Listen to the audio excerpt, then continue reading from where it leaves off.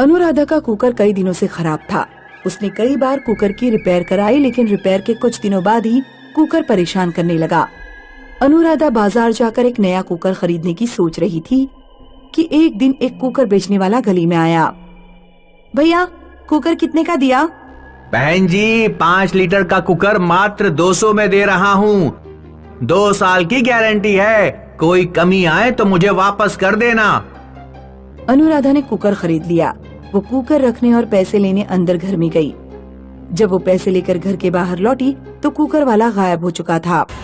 अरे, ये कुकर वाला कहाँ चला गया? अनुराधा आगे गली तक कुकर वाले को ढूंढने गई, लेकिन उसे कुकर वाला नहीं मिला। उस रात अनुराधा ने नए कुकर में खाना बनाया। कुकर अच्छा काम कर रहा था। चिंटू और मुकेश, आज मैंने एक नए कुकर में दाल बनाई है।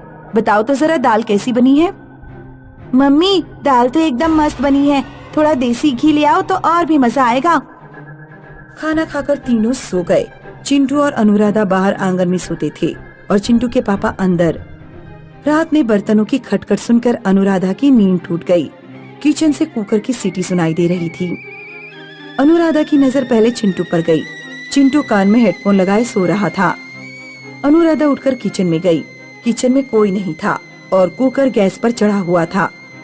ये कुकर किसने गैस पर रख दिया? अनुराधा ने जब कुकर खोलकर देखा तो कुकर के अंदर एक भयानक कटा हुआ सिर रखा था। अनुराधा की चीख निकल पड़ी और उसके हाथ से कुकर छूटकर जमीन पर गिर गया। मुकेश और चिंटू जाग गए। अनुराधा, इतनी रात में क्या बना रही हो? मैं कुछ नहीं बना रही थी। ये कुकर पता नहीं कैसे अपने आप गैस पर पहुंच गया।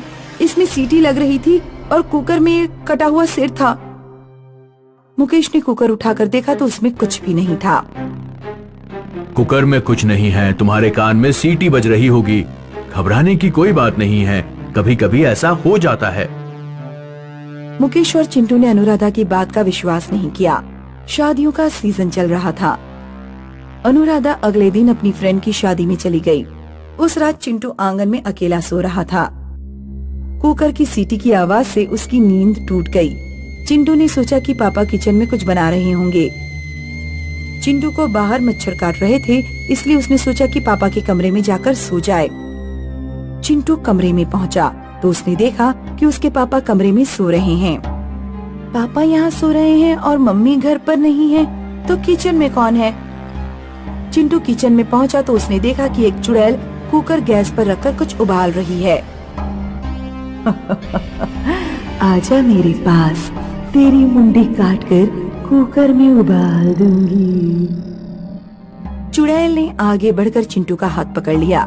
चिंटू आंखें बंद करके चिल्लाने लगा, पापा बचाओ, चुड़ैल, पापा बचाओ। मुकेश जब बाहर आया तो उसने देखा कि चिंटू अकेले किचन में खड़ा चिल्ला रहा है। चिंटू, इतनी रात में तुम यहाँ किचन में खड़े होकर क्यों चीख रहे हो? पापा, यहाँ एक चुड़ैल थी। वो मेरी मुंडी काटकर कुकर में उबालना चाहती थी। उसने मेरा हाथ पकड़ लिया था। कल तुम्हारी मम्मी पागल हुई थी और लगता है आज तुम पागल हो गए हो।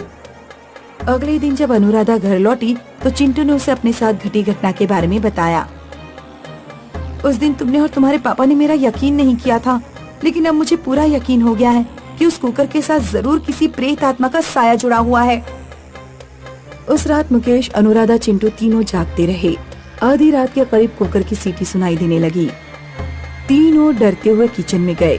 किचन में चुड़ैल खड़ी थी, जिसके हाथ में आरी थी। चुड़ैल के बराबर में एक बिना सिर का आदमी खड़ा था।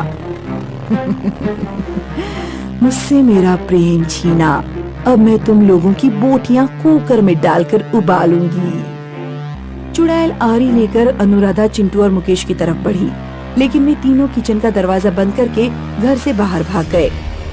उन्होंने पड़ोस वाले यादव जी के घर का दरवाजा खटखटाया और उन्हें सारी बात बताई।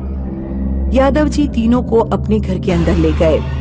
मुझे माफ करना, मुझे तुम्हें ये राज उस पहले दिन ही बता देना चाहिए था जब तुम लोग यहाँ रहने आए थे।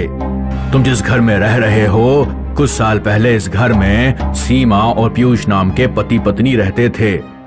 दोनों में बिल्कुल नहीं बनती थी। गली में एक बर्तन बेचने वाला आता था।